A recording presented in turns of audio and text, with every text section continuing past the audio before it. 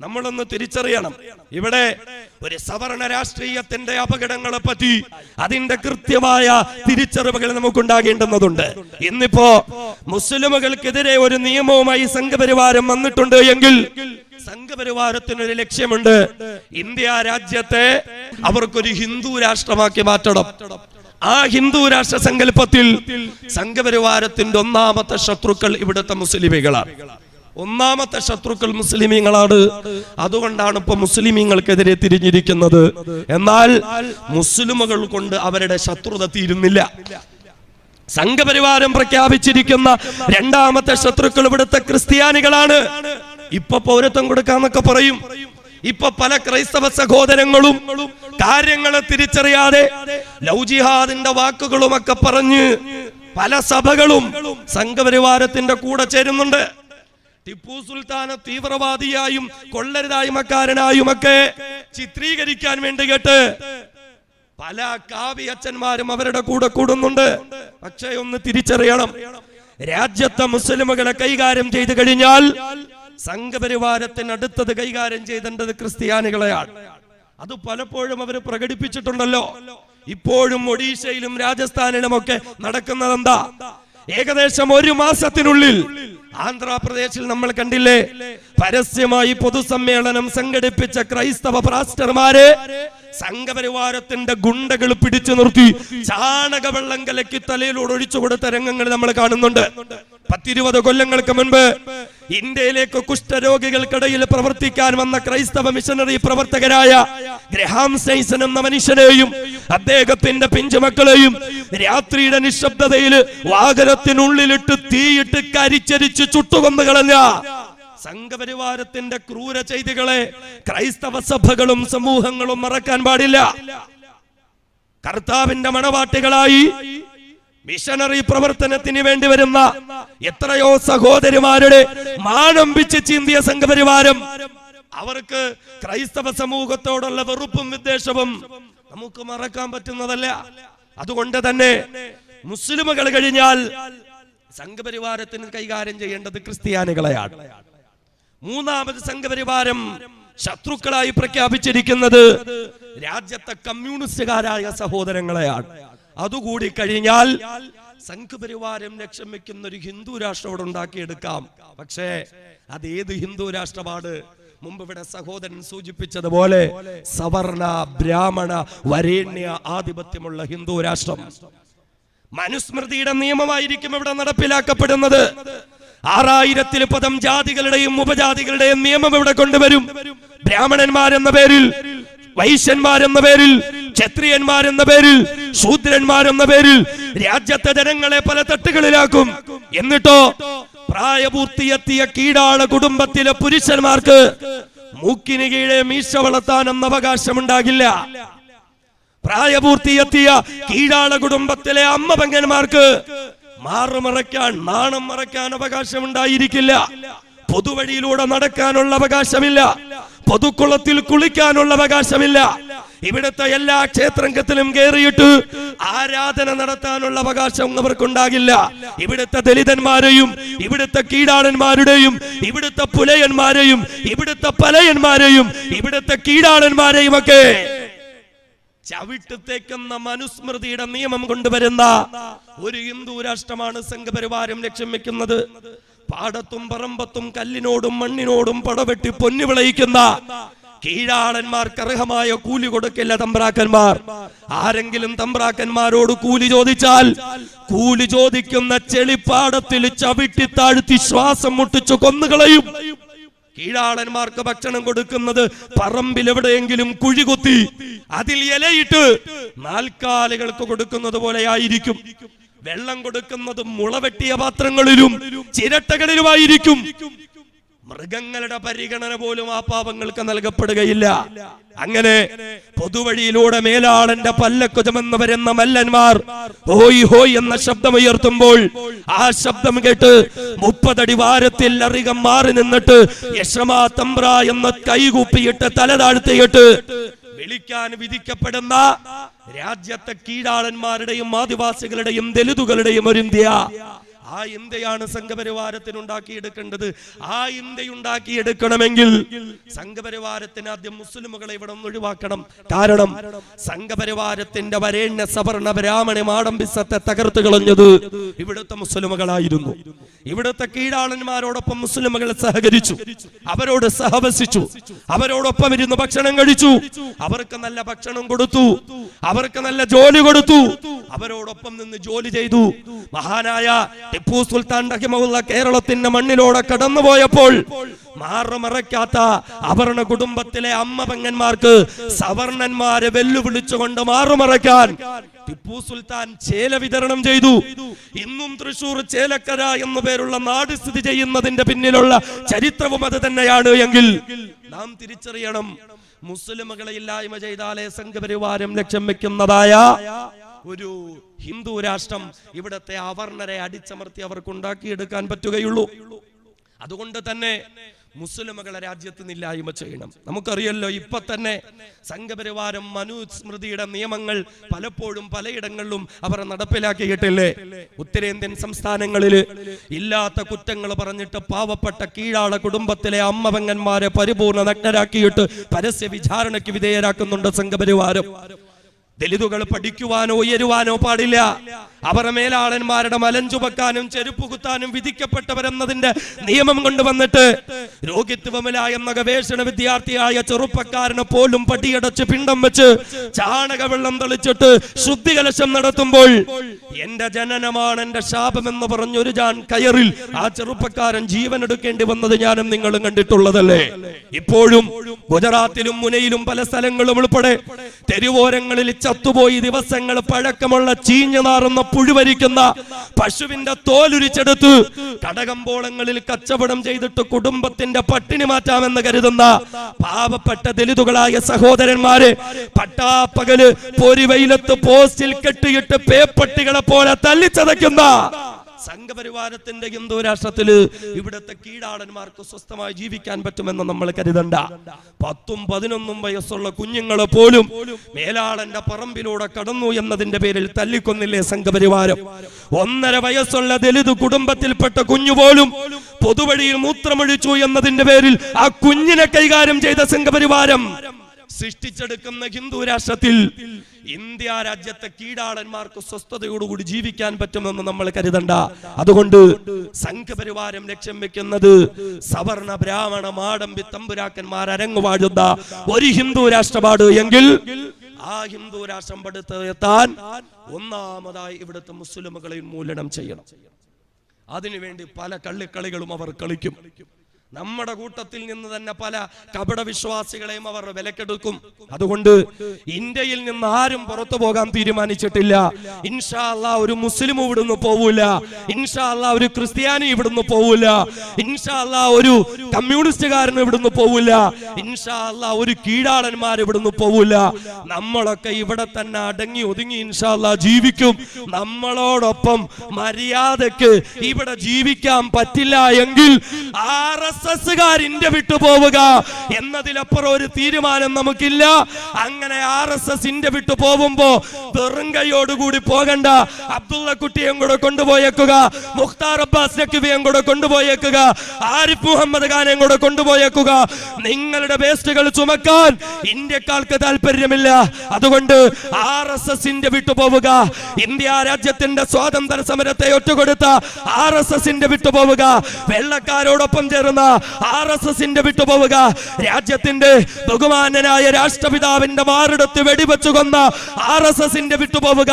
കലാപങ്ങൾ നടത്തി പിഞ്ചോമന മക്കളെയും സ്ത്രീജനങ്ങളെയും പോലും മാനമ്പിച്ച് ചീന്തി അതിക്രൂരമായി ചിട്ടരിച്ചു കൊന്ന് അവരുടെ ഗർഭിണികളുടെ അടിവയറിൽ തൃശൂലം കുത്തിക്കയറ്റി വയറ് കീറി ഗർഭസ്ഥ ശിശുവിനെ കുത്തിയെടുത്ത് തീയിലിട്ട് കരിച്ച RSS വിട്ടുപോവുക. ഇന്ത്യ രാജ്യത്തിന്റെ ഭരണഘടനയെ അംഗീകരിക്കാത്ത, ജനാധിപത്യം അംഗീകരിക്കാത്ത, മതേതരം അംഗീകരിക്കാത്ത RSS വിട്ടുപോവുക. അങ്ങനെ RSS സിദ്ധാന്തത്തിന്റെ ശവപ്പെട്ടിയിൽ അവസാന ആണിയടിക്കുന്നത് വരെയും ഈ ജനകീയ പ്രക്ഷോഭങ്ങൾ ഇൻഷാ അല്ലാഹ് രാജ്യത്തിന്റെ തെരുവോരങ്ങളിൽ തുടർന്നുകൊണ്ട് തന്നെ ഇരിക്കും. എന്റെ പ്രിയപ്പെട്ട സഹോദരങ്ങളോട്, ചെറുപ്പക്കാരോട്, പണ്ഡിതന്മാരോട്, വിദ്യാർത്ഥികളോട് വിളിച്ചു പറയട്ടെ, ഇത് നമ്മുടെ ഒടുക്കത്തെ സമരമല്ല, ഇത് നമ്മുടെ തുടക്കം മാത്രമാണ്. ഇനി ഇതിലും വലിയ പ്രക്ഷോഭങ്ങൾ, ഇനി ഇതിലും വലിയ പോരാട്ടങ്ങൾ, ഇതിലും വലിയതായ സമരമുറകൾ എത്ര തന്നെ പോലീസിനെയും പട്ടാളത്തെയും നിരത്തി നിർത്തിയാൽ, ലാത്തികളും തോക്കുകളും ബാരിക്കേഡുകളും ഒക്കെ രാജ്യത്തിന്റെ തെരുവുകളിലൂടെ പാറിപ്പറക്കുന്ന പോരാട്ടങ്ങൾക്ക് രാജ്യം സാക്ഷ്യം വഹിക്കാൻ പോവുകയാണ് എന്നുള്ള തിരിച്ചറിവോടുകൂടി രക്തസാക്ഷിത്വത്തെ മോഹിച്ചുകൊണ്ട് നമുക്ക് ഓരോരുത്തർക്കും മുന്നോട്ട് പോകാം. ഇവിടെയാണ് RSSകാര് മതം പറഞ്ഞിട്ട് ഭിന്നിപ്പിക്കാൻ നോക്കുന്നത്. ഇപ്പൊ എന്താ പല സ്ഥലങ്ങളും നമ്മൾ കാണുന്നുണ്ടല്ലോ, പ്രക്ഷോഭങ്ങളൊക്കെ അസർ മഗ്രിബ് ഇശാഇനിടയിലാണ് നടക്കുന്നത്. നിസ്കരിക്കാൻ സ്ഥലമില്ലാതെ വരുമ്പോ പലയിടങ്ങളിലും അമ്പലങ്ങളുടെ മുറ്റങ്ങളിലും ചർച്ചുകളുടെ മുറ്റങ്ങളിലും മുസ്ലിമുകൾക്ക് വേണ്ടി നിസ്കാരപ്പായ വിരിക്കാൻ ഇന്ത്യയിലായ അമുസ്ലിമുകൾ തയ്യാറായിട്ടുണ്ട് എങ്കിൽ RSSകാരൊരു കാര്യം തിരിച്ചറിഞ്ഞോ, മതത്തിന്റെ പേരിൽ ഈ സമരത്തെ നിങ്ങൾക്ക് പല തട്ടുകളിലാക്കാമെന്ന് നിങ്ങൾ വ്യാമോഹിക്കുന്നെങ്കിൽ നിങ്ങളൊന്ന് തിരിച്ചറിയണം. സ്വാതന്ത്ര്യ സമരം നടക്കുന്ന സമയത്ത് നിങ്ങളെക്കാൾ ഉഗ്രവിഷമുണ്ടായിരുന്ന നിങ്ങളുടെ മുൻഗാമികളുണ്ടല്ലോ, ഇന്ത്യ രാജ്യത്തെ ഹിന്ദുവിനെയും മുസ്ലിമിനെയും തമ്മിലകറ്റാൻ അങ്ങനെയുള്ള മുൻഗാമികളായ നിന്റെയൊക്കെ തന്തമാര് വിചാരിച്ചിട്ട് നടന്നിട്ടില്ല. പിന്നെയാണോ ഇപ്പൊ ഇവിടെ RSSകാർ വിചാരിച്ചാൽ നടക്കാൻ പോകുന്നത്? ഇതൊന്നും ഇവിടെ നടക്കാൻ പോകുന്നില്ല. ഇവിടുത്തെ ഹിന്ദുവും ഇവിടുത്തെ മുസ്ലിമും ഇവിടുത്തെ ക്രിസ്ത്യാനിയും മതമുള്ളവനും മതമില്ലാത്തവനും എല്ലാം ഒന്നിച്ചാണ്. അതുകൊണ്ട് രാജ്യത്തൊരു രണ്ടാം സ്വാതന്ത്ര്യ സമരം നടക്കുന്നു. ഒന്നാം സ്വാതന്ത്ര്യ സമരം ഇന്ത്യക്കാരും വെള്ളക്കാരും തമ്മിലായിരുന്നു എങ്കിൽ രണ്ടാം സ്വാതന്ത്ര്യ സമരം ഇന്ത്യക്കാരും കൊള്ളക്കാരും തമ്മിലാണ് നടന്നുകൊണ്ടിരിക്കുന്നത്. ഒരു ഭാഗത്ത് ഇന്ത്യക്കാരെല്ലാം, ഒരു ഭാഗത്ത് മറുഭാഗത്തിന്റെ കൊള്ളയടിക്കുന്ന കൊള്ളക്കാരായ RSSകാർ. ഇപ്പോ കേരളത്തിൽ ഇങ്ങനെ വലിയ വീരവാദം മുഴക്കി വലിയ മുദ്രാവാക്യമൊക്കെ വിളിച്ചുകൊണ്ട് RSSകാര് നടക്കും. ഗുജറാത്ത് മറന്നിട്ടില്ലല്ലോ, ഗുജറാത്ത് നിങ്ങൾ മറന്നിട്ടില്ലല്ലോ, അന്ന് ഒരു തൃശ്ശൂലൊന്നും അകത്ത് വെച്ചിട്ടില്ല.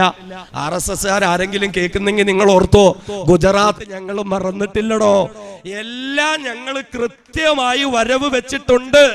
അതുകൊണ്ട് അത് ഞങ്ങൾ മറന്നിട്ടൊന്നുമില്ല. പിന്നെ ഈ ഗുജറാത്ത് ഓർമ്മിപ്പിക്കുന്ന എന്താ, അവിടെ നമ്മുടെ സഹോദരി സഹോദരന്മാരെ വെട്ടിയും കുത്തിയും വയറുകീറിയും തീയിട്ട് കരിച്ചു മരിച്ചുമൊക്കെ കൊന്നുകളഞ്ഞ പോലെ വേണമെങ്കിൽ കേരളത്തിന്റെ മണ്ണിൽ ഞങ്ങളത് വീണ്ടും ആവർത്തിച്ചേക്കാം എന്നൊരു ധ്വനിയൊക്കെ ഉയർത്തി RSS ഇങ്ങനെ മുദ്രാവാക്യം വിളിക്കുകയാണ് എങ്കിൽ RSSകാരൊരു തിരിച്ചറിയുക, ഇന്ത്യ രാജ്യത്തെ ജനങ്ങൾ തിരിച്ചു പറയാനുള്ളത്, നിങ്ങൾ ഇനിയും ഗുജറാത്ത് ആവർത്തിക്കാനാണ് ഭാവമെങ്കിൽ, ഇങ്ങോട്ട് ഗുജറാത്താണ് എങ്കിൽ ഇൻഷാ അല്ലാഹ് RSSകാരെ തിരിച്ചങ്ങോട്ടും ഗുജറാത്ത് തന്നെ ആയിരിക്കും. മറ്റൊരു തീരുമാനവും ഇന്ത്യയിലെ ജനങ്ങൾക്കില്ല. ഇങ്ങനെ ഭീഷണിപ്പെടുത്തുക. പക്ഷെ നടക്കുന്ന എന്താണെന്നറിയോ, ആസാമില് RSSകാരനായ മുഖ്യമന്ത്രി വീട്ടിൽ നിന്ന് പുറത്തിറങ്ങാൻ പറ്റുന്നില്ല. വീടിന്റെ പിന്നാമ്പുറത്ത് ഒരു ഏണി ചാരി വെച്ചിട്ട് മതില് ചാടിയിട്ട് രക്ഷപ്പെടുക. RSSകാരൊക്കെ കാണുന്നുണ്ടാവുമല്ലോ. അതുകൊണ്ട് പൊന്നുമക്കളെ, വീട്ടില് നല്ല ഉറപ്പുള്ള ഓരോ ഇരുമ്പേണി വാങ്ങിച്ചു സൂക്ഷിച്ചു വെച്ചോ. നാളെ ഒരു ദിവസം പാതിരാത്രി മതില് ചാടി രക്ഷപ്പെടാനെങ്കിലും ഉപകരിക്കപ്പെട്ടേക്കും. ആ അവസ്ഥയിലേക്ക് രാജ്യം എത്തിച്ചേർന്നിരിക്കുകയല്ലേ. ഇന്ത്യ രാജ്യത്ത് ഒരു രണ്ടാം സ്വാതന്ത്ര്യ സമരത്തിന് തുടക്കം കുറിച്ചിരിക്കുന്നു. ഈ യുദ്ധം ഇവിടെ തുടങ്ങിയത് RSSകാരായ ഭരണാധികാരികളാണ്. എന്നാൽ ഇന്ത്യയിലെ ജനങ്ങൾ തിരിച്ചു പറയുന്നു, ഈ യുദ്ധം തുടങ്ങിയത് നിങ്ങളാണ് എങ്കിലും ഈ യുദ്ധം അവസാനിപ്പിക്കാൻ നിങ്ങൾക്ക് പറ്റില്ല. ഈ യുദ്ധം അവസാനിപ്പിക്കുന്നത്, ഈ യുദ്ധത്തിന്റെ അവസാനം വിജയം കൈവരിക്കുന്നത് ഇൻഷാ അല്ലാഹ് ഇന്ത്യയിലെ ജനങ്ങളായിരിക്കുമെന്നുള്ളത് RSSകാരും ഇവിടുത്തെ ഭരണാധികാരികളും തിരിച്ചറിഞ്ഞുകൊള്ളുക. രാജ്യം അങ്ങനെയാണ് പോയിക്കൊണ്ടിരിക്കുന്നത്. പിന്നെ RSSകാരെ പാവം ഒരുപാട് സ്വപ്നം കണ്ടുപോയി. മുസ്ലിങ്ങളൊക്കെ ഇവിടുന്ന് അങ്ങ് ഓടിപ്പോകുമ്പോ നമ്മുടെ സ്വത്തും സമ്പത്തും ഒക്കെ പിടിച്ചെടുക്കാമെന്ന് സ്വപ്നം കണ്ടിരുന്നു പോയി. ടൗണുകളിലുള്ള മാളുകളും കണ്ട്, ഷോപ്പിംഗ് കോംപ്ലക്സും കണ്ട്, കടകമ്പോളങ്ങളും ഒക്കെ കണ്ട് അതൊക്കെ അങ്ങ് വീതിച്ചെടുക്കാൻ നമ്മളൊക്കെ ഇവിടുന്ന് അങ്ങ് പോവും. RSSകാരൊക്കെ ഒരു കാര്യം തിരിച്ചറിഞ്ഞോ, ഇതിപ്പോ പഴയ ഇന്ത്യയൊന്നും അല്ല. ഇതിപ്പോ പഴയ ഇന്ത്യ ഒന്നുമല്ല. പണ്ട് നിന്റെയൊക്കെ തൃശൂലങ്ങളുടെ മുമ്പിൽ കൈകൂപ്പി നിന്ന കുത്തുബുദ്ദീൻ അൻസാരിമാരെ നീയൊക്കെ കണ്ടിട്ടുണ്ടാവുള്ളൂ. ഇപ്പൊ അവസ്ഥയൊക്കെ മാറി. ഇപ്പോഴൊക്കെ നിന്റെ കയ്യിലിരിക്കുന്ന തൃശൂലം പിടിച്ചു വാങ്ങാൻ കെൽപ്പുള്ള ആൺകുട്ടികളും പെൺകുട്ടികളുമുള്ള രാജ്യമാണ് ഇന്ത്യ. RSSകാരൻ അത് തിരിച്ചറിഞ്ഞോ? അതുകൊണ്ട് ഞങ്ങൾ ഇൻഷാ അല്ലാഹ് ഇന്ത്യയുടെ മണ്ണിൽ ജനിച്ചവരാണ് എങ്കിൽ ഇവിടെ തന്നെ ഇൻഷാ അല്ലാഹ് ഞങ്ങൾ ജീവിക്കും, ഇവിടെ തന്നെ ഇൻഷാ അല്ലാഹ് ഞങ്ങൾ മരിക്കും. എവിടേക്ക് പോകാനും ഞങ്ങൾ തീരുമാനിച്ചിട്ടില്ല. ഇനി ഒരു കാര്യം തിരിച്ചറിഞ്ഞോ, ഏതെങ്കിലും ഒരു സന്ദർഭത്തില് ഇന്ത്യയിലെ മുസ്ലിമുകൾക്ക് ഇന്ത്യ വിട്ട് എവിടേക്കെങ്കിലും പോകേണ്ടുന്ന ഒരവസ്ഥ വന്നാൽ വെറും കൈയോടുകൂടി ഞങ്ങൾ പോകാൻ തീരുമാനിച്ചിട്ടില്ല. RSSകാരെ അങ്ങനെ പോകേണ്ടി വന്നാൽ അതിനു മുമ്പ് നിന്നെയൊക്കെ പറഞ്ഞു വിടേണ്ടടുത്തേക്ക് പറഞ്ഞു വിട്ടിട്ടല്ലാതെ ഒരു മുസ്ലിം ഇവിടുന്ന് പോവില്ല. അങ്ങനെ ഒരു തീരുമാനവും നമ്മൾ എടുത്തിട്ടില്ല. അതുകൊണ്ട് തന്നെ എന്റെ പ്രിയപ്പെട്ട സഹോദരങ്ങളെ, ഈ പോരാട്ടം സംഘപരിവാർ സിദ്ധാന്തത്തിനെതിരെയായിരിക്കട്ടെ, ഈ പോരാട്ടം RSS സിദ്ധാന്തത്തിനെതിരെയാകട്ടെ. ബാബരി മസ്ജിദിന്റെ പ്രശ്നം ഒരു വലിയ പ്രശ്നമാണ്. 421 വർഷം ആരാധന നടത്തിയ ഒരു സ്ഥലം സംഘപരിവാരത്തിന്റെ അന്ധവിശ്വാസത്തിന്റെ പേരിൽ അവർക്ക് വിട്ടുകൊടുക്കണമെന്ന് പറഞ്ഞാൽ ഹിന്ദുക്കളുടെ വിശ്വാസമല്ല, സംഘപരിവാരത്തിന്റെ അന്ധവിശ്വാസമാണത്. അങ്ങനെ വിട്ടുകൊടുക്കേണ്ടി വന്നാൽ ഇത് കോടതിയുടെ കീഴ്വഴക്കമാവും. 3003 പള്ളികളുടെ ലിസ്റ്റ് ഉണ്ട് സംഘപരിവാരത്തിന്റെ കയ്യിൽ. മറ്റേതെങ്കിലും പള്ളി വന്ന് തകർത്തിട്ട് പിന്നെയും കേസിന് പോകുമ്പോ 421 വർഷം ആരാധന നടത്തിയ പള്ളി കൊടുത്ത കേസ് ഇവിടെ ഉണ്ട്, അത് വിട്ടുകൊടുക്കാമെങ്കിൽ പിന്നെ നിങ്ങൾക്ക് എന്താ കൊടുത്തൂടെ എന്ന് കോടതി ചോദിക്കും. എന്തോ മറുപടി പറയും?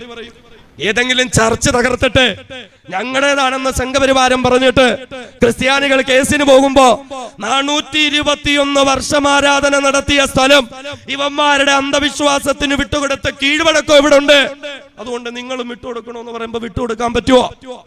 ഏതെങ്കിലും ദലിതൻ വഴിയിലൂടെ നടന്നു പോകുമ്പോ RSSന്റെ തെമ്മാടികൾ വന്ന് കയ്യും കാലും തല്ലിയൊടിച്ചിട്ട് ഞങ്ങളുടെ വിശ്വാസപ്രകാരം ദലിതുകൾ റോഡിലൂടെ നടക്കാൻ പാടില്ല എന്ന് പറയുമ്പോ അവന്മാരുടെ അന്ധവിശ്വാസത്തിന് വിട്ടുകൊടുക്കാൻ പറ്റുമോ? എന്താ ഇവരുടെ പാരമ്പര്യം? വെള്ളക്കാരുടെ മുമ്പിൽ രാജ്യത്തിന്റെ അഭിമാനം വിട്ടിട്ട് മാപ്പെഴുതി കൊടുത്ത് രക്ഷപ്പെട്ട പാരമ്പര്യമല്ലേ RSSന്റെ നേതാക്കന്മാരുടെ പാരമ്പര്യം? എനിക്ക് മുന്നിവിടെ പലരും സംസാരിച്ചിട്ടുണ്ട്. ബഹുമാനനായ യൂസുഫ് ഉസ്താദ് അവറുകൾ സ്വാതന്ത്ര്യ സമര പോരാളികളുടെ ചരിത്രം ഇവിടെ അവതരിപ്പിച്ചിട്ടുണ്ട്. നാം എന്നറിയണം, വെള്ളക്കാരനോട് രാജ്യത്തെ തീരെഴുതി കൊടുത്ത് മാപ്പ് പറഞ്ഞ പാരമ്പര്യമാണ് RSSന്റേതെങ്കിൽ ഇന്ത്യയിലെ മുസ്ലിമുകളുടെ പാരമ്പര്യം സ്വന്തം ചോര കൊണ്ട് സ്വാതന്ത്ര്യ സമരത്തിൽ ജീവാർപ്പണം നടത്താൻ തയ്യാറാണെന്ന് സ്വന്തം ചോര മുക്കിയിട്ട് കരാറെഴുതി കൊടുത്ത വക്കം അബ്ദുൽ ഖാദറിന്റെ പാരമ്പര്യമാ. അതുകൊണ്ട് RSSകാരൻ മുസ്ലിമുകളോട് പാരമ്പര്യം ചോദിച്ചിട്ട് വരണ്ട. RSSന്റെ പാരമ്പര്യം സ്വാതന്ത്ര്യ സമരത്തിന് പോയ ചെറുപ്പക്കാരെ തടഞ്ഞു നിർത്തി നിങ്ങളുടെ വീര്യം നിങ്ങൾ വെള്ളക്കാർക്കെതിരെയല്ല പ്രകടിപ്പിക്കേണ്ടത്, സംഘശക്തിക്ക് വേണ്ടി പ്രകടിപ്പിക്കണമെന്ന് പറഞ്ഞ് ആ ചെറുപ്പക്കാരെ പിന്തിരിപ്പിച്ചതാണ് എങ്കിൽ ഇന്ത്യയിലെ മുസൽമാന്റെ പാരമ്പര്യം ഇവിടെ പറഞ്ഞതുപോലെ ഖുർആനും ഹദീസും ഇസ്ലാമിക കർമ്മശാസ്ത്രവും മുന്നിൽ വെച്ച് സ്വാതന്ത്ര്യ സമരത്തിൽ പങ്കെടുക്കൽ ഓരോ മുസൽമാന്റെയും നിർബന്ധമായ വ്യക്തിപരമായ ബാധ്യതയാണ് എന്ന മതവിധി പുറപ്പെടുവിച്ച ഷാ അബ്ദുൽ അസീസ് ദഹ്ലവിയുടെയും ഷാ വലിയുല്ലാഹി ദഹ്ലവിയുടെയും ഖാസിം നാനൂത്തവിയുടെയും റഷീദ് അഹമ്മദ് ഗംഗോഹിയുടെയും പാരമ്പര്യമുള്ളവരാണ് ഇന്ത്യയിലെ മുസ്ലിമുകൾ. ഇന്നും ദാറുൽ ഉലൂം ദൈവബന്ദിന്റെ മുറ്റത്തേക്ക് ചെന്നാൽ തൊട്ടടുത്തുള്ള ചത്താ മസ്ജിദിന്റെ അകത്തളങ്ങളിലേക്കുള്ള ചുവരുകളുടെ അടുക്കലേക്ക് നമ്മുടെ മൂക്കം നടുപ്പിച്ചു പിടിച്ചാൽ ഡൽഹിയുടെ ഗ്രാൻഡ് ട്രങ്ക് റോഡിന്റെ ഇരുവശങ്ങളിലുമുള്ള മണ്ണെടുത്ത് നമ്മുടെ മൂക്കിലേക്ക് ഒന്ന് അടുപ്പിച്ചു പിടിച്ചാൽ വെള്ളക്കാർക്കെതിരെ പോരാട്ടം നടത്തിയതിന്റെ പേരിൽ തുരുതുട വെടിയുതിർക്കപ്പെട്ട് ശരീരം അതിക്രൂരമായി വെട്ടിമുറിക്കപ്പെട്ട് മരങ്ങളിൽ തൂക്കിലേറ്റപ്പെട്ട് രാജ്യത്തിനു വേണ്ടി രക്തസാക്ഷിത്വം വഹിച്ച ഇന്ത്യയിലെ മുസ്ലിമുകളുടെ പോരാട്ട വീര്യമുള്ള പണ്ഡിതന്മാരുടെ രക്തത്തിന്റെ മണം ആ ചുവരുകൾക്കും ആ മുറ്റങ്ങൾക്കും ആ മണ്ണുകൾക്കും ഉണ്ടാകും. ഇതല്ലേ ഇന്ത്യയിലെ മുസൽമാന്റെ പാരമ്പര്യം? എന്നാൽ RSSകാരുടെ പാരമ്പര്യം എന്താണ്? RSSന്റെ പാരമ്പര്യം അറിയാൻ ഇന്ത്യയിൽ നമ്മൾ അന്വേഷിച്ചിട്ട് കാര്യമില്ല. കാരണം ഇന്ത്യയിലെ മുസ്ലിമുകൾക്ക് പറയാൻ, പാരമ്പര്യം പറയാൻ കുത്തബ് മിനാറുണ്ട്, താജ്മഹൽ ഉണ്ട്, അതുപോലെ തന്നെ ചെങ്കോട്ടയുണ്ട്. നമുക്ക് പറയാൻ നമ്മുടെ ഡൽഹി ജുമാ മസ്ജിദ് ഉണ്ട്. RSSകാരനോട് ഇന്ത്യയിൽ നിങ്ങൾ എന്തുണ്ടാക്കി എന്ന് ചോദിച്ചാൽ നരേന്ദ്രമോദി രാജ്യത്തിന്റെ കുറച്ച് ഭാഗങ്ങളിൽ കുറെ കക്കൂസ് പണിഞ്ഞു എന്നല്ലാതെ മറ്റൊന്നും പറയാൻ RSSകാർക്കില്ല. അതുകൊണ്ട് RSSന്റെ പാരമ്പര്യം അറിയണമെങ്കിൽ ബ്രിട്ടനിലേക്കോ പോർച്ചുഗലിലേക്കോ നമ്മൾ പോകണം. അവിടെ പോയാൽ പണ്ട് ഇന്ത്യയിൽ ഭരണം നടത്തിയ സായിപ്പന്മാരുടെ കോട്ടും സൂട്ടും ബൂട്ടും ഒക്കെ അവിടെ മ്യൂസിയങ്ങളിൽ സൂക്ഷിച്ചിട്ടുണ്ടാവും. അതിൽ നിന്ന് ഒരു ഷൂസ് നമ്മൾ വാങ്ങിയിട്ട് നല്ല പോളിഷ് ചെയ്തു വെച്ചിരിക്കുന്ന ഷൂസ് ചെറിയ ഒരു ഇരുമ്പ് കഷണം കൊണ്ട് നമ്മൾ ആ പോളിഷ് ഇങ്ങനെ ചുരണ്ടി ഇളക്കിയാൽ ആ പോളിഷും പെയിന്റും ഒക്കെ ഇങ്ങനെ മാറി കഴിയുമ്പോ കുറച്ച് കഴിഞ്ഞാൽ ആ ഷൂസിൽ നിന്നൊരു വല്ലാത്ത ദുർഗന്ധം പുറത്തേക്ക് വരും. എന്ത് ദുർഗന്ധമാണെന്നറിയുവോ? ഈ ഷൂസ് ധരിച്ച സായിപ്പന്മാര് ഇന്ത്യയിൽ വന്ന ഭരണം നടത്തിയപ്പോ RSSന്റെ നേതാക്കന്മാര് ആ ഷൂസ് നക്കിക്കൊടുത്തപ്പോ അന്ന് അവരുടെ വായിൽ നിന്ന് വന്ന ദുർഗന്ധം ഇന്നും ആ ഷൂസിൽ നിലനിൽക്കുന്നുണ്ട് എങ്കിൽ ഇതാണ് അരനിക്കറിട്ട RSS തെമ്മാടികളുടെ തന്തകളുടെ പാരമ്പര്യം എന്ന് പറയുന്നത്. ഇവനാണ് ഇന്ത്യയിലെ മുസൽമാനോട് പാരമ്പര്യം ചോദിച്ചു വരുന്നത്. ഇന്ന് നോമ്പ് പിടിച്ചിട്ട് നാളെ തന്നെ പരിഹാരം കാണുമെന്നൊന്നും നമുക്ക് ധൃതിയൊന്നുമില്ല. ഫറോവയ്ക്കെതിരെ മൂസാ നബി ദുആ ചെയ്ത് 40 വർഷം കഴിഞ്ഞിട്ട് ആ പടച്ചവൻ തീരുമാനമെടുത്ത്. അബൂലഹബ് നശിക്കട്ടെ എന്ന ആയത്തിറങ്ങി 15 വർഷം കഴിഞ്ഞിട്ടാണ് അള്ളാഹു തീരുമാനമെടുത്തത് എന്ന് മാത്രമല്ല, അബ്ദുള്ള കുട്ടിമാരൊന്ന് തിരിച്ചറിഞ്ഞുകൊള്ളുക, ഞങ്ങൾ നോമ്പ് പിടിക്കുന്നതും ഞങ്ങൾ ദുആ ചെയ്യുന്നതുമൊക്കെ CAA എന്ന നിയമം പിൻവലിക്കാനാണ് എന്ന് അബ്ദുള്ള കുട്ടിയോട് ആരാ പറഞ്ഞത്? ആ തെറ്റിദ്ധാരണ മാറ്റിവെക്കുക. ഇൻഷാ അല്ലാഹ് RSSന്റെ ശവപ്പെട്ടിയിൽ അവസാന അടിയടിക്കുന്നത് വരെയും ഞങ്ങളുടെ ദുആക്കളും ഞങ്ങളുടെ നോമ്പുകളും ഞങ്ങൾ തുടർന്നു കൊണ്ടേയിരിക്കും. അബ്ദുള്ള കുട്ടിമാർ ധൃതി പിടിച്ചിട്ട് കാര്യമൊന്നുമില്ല എന്ന് മാത്രമല്ല, അബ്ദുള്ള കുട്ടിക്ക് ഇപ്പോഴും അയാളുടെ റോൾ എന്താന്ന് തിരിച്ചറിഞ്ഞിട്ടില്ല. ഹിന്ദു പുരാണങ്ങളിലൊക്കെ നേരിട്ട് ആണുങ്ങളോട് യുദ്ധം ചെയ്യാൻ പറ്റാതെ വരുമ്പോ ഇടയ്ക്ക് ശിഖണ്ഡികളെ നിർത്തുന്ന ഒരു ഏർപ്പാടുണ്ട്. ശിഖണ്ഡി എന്ന് പറഞ്ഞാൽ ആണുമല്ല പെണ്ണുമല്ല, ആണും പെണ്ണും കെട്ടവർ. അങ്ങനെ ഒരു പരിപാടിയുണ്ട് കേരളത്തിൽ. ഇപ്പൊ RSSകാർക്ക് നേരിട്ട് മുസ്ലിങ്ങളോട് ഏറ്റുമുട്ടാൻ പറ്റാത്തത് കൊണ്ട് അവർക്ക് ഇടയ്ക്ക് നിർത്താൻ ഒരു ശിഖണ്ഡിയെ വേണം. ആ കാര്യത്തില് RSSകാർക്ക് ഒരു തെറ്റും പറ്റിയിട്ടില്ല. ഇപ്പൊ നിങ്ങൾക്ക് കേരളത്തിൽ നിന്ന് കിട്ടാവുന്ന നല്ല ഒന്നാം തരം ആണും പെണ്ണും കെട്ട സാധനം അത് അബ്ദുള്ള കുട്ടി തന്നെയാണ്. അത് അബ്ദുള്ള കുട്ടി മാത്രമാണ്. ഇങ്ങനെ പല ആളുകളെയും വിളിച്ചിട്ട് കളിക്കും.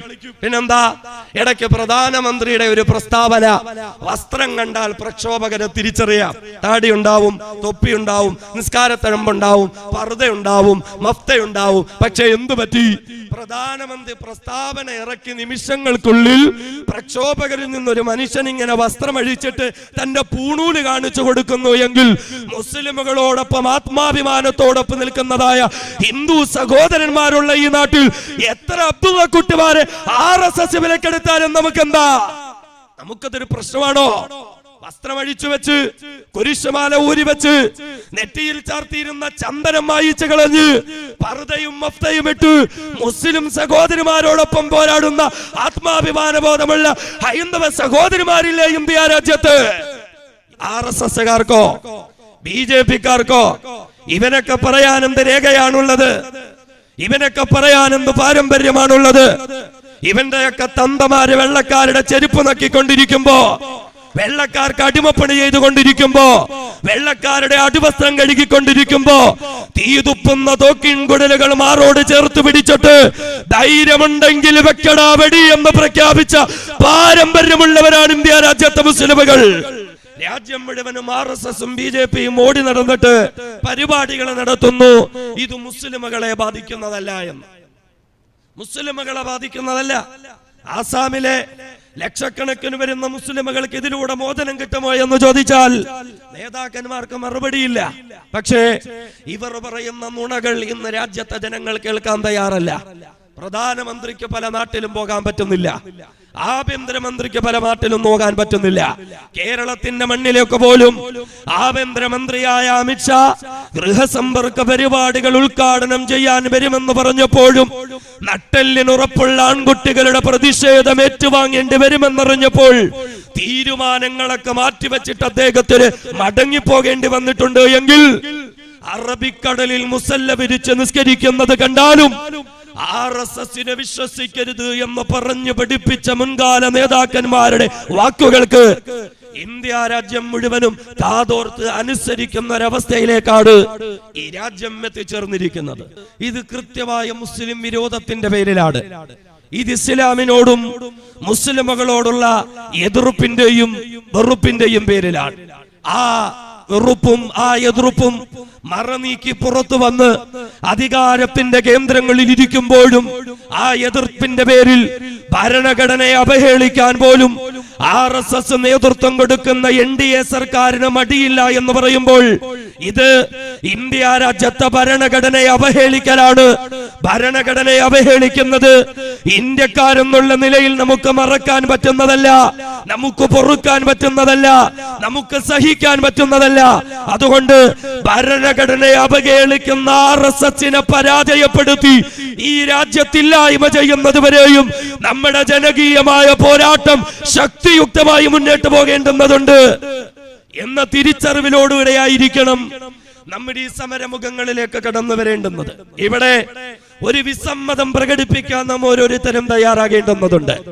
ജനാധിപത്യത്തിന്റെ ശ്രീകോവിലായ ഇന്ത്യ രാജ്യത്തിന്റെ പാർലമെന്റിന്റെ അകത്തളങ്ങളെ വർഗീയാധിപത്യത്തിന്റെ കേന്ദ്രങ്ങളാക്കി മാറ്റി ചില കരിനിയമങ്ങൾ രാജ്യത്തെ ജനങ്ങളെ മേൽ അടിച്ചേൽപ്പിക്കുകയും അത് മാത്രമല്ല അനുസരിക്കാത്തവനൊക്കെ അനുഭവിക്കേണ്ടി വരുമെന്നുള്ള ഭീഷണി കൂടി ഭരണകൂടം മുഴക്കിക്കൊണ്ടിരിക്കുമ്പോൾ ആത്മാഭിമാന ബോധമുള്ള പൗരത്വ ബോധമുള്ള ഇന്ത്യക്കാരെന്നുള്ള നിലയിൽ നമുക്ക് ഭരണകൂടത്തോട് തിരിച്ചു പറയാനുള്ളത്, നിങ്ങൾ ഞങ്ങളുടെ മേൽ അടിച്ചേൽപ്പിച്ച കരിനിയമങ്ങളെ മാത്രമല്ല അതോടൊപ്പം നിങ്ങൾ ഉയർത്തിവിട്ടിരിക്കുന്നതായ ഭീഷണികളെയും പരമപുച്ഛത്തോടു കൂടി കണ്ട് അറബിക്കടലിന്റെ ആഴങ്ങളിലേക്ക് ഞങ്ങൾ വലിച്ചെറിയുന്നു. നിങ്ങളെ അനുസരിക്കുവാനോ നിങ്ങൾക്ക് കീഴൊതുങ്ങുവാനോ ഇന്ത്യൻ ജനതയ്ക്ക് മനസ്സില്ല എന്ന് നമ്മുടെ ഈ സമരങ്ങളിലൂടെ നമ്മുടെ പ്രക്ഷോഭങ്ങളിലൂടെ പ്രഖ്യാപിക്കാൻ ഞാനും നിങ്ങളും തയ്യാറാകേണ്ടതുണ്ട്.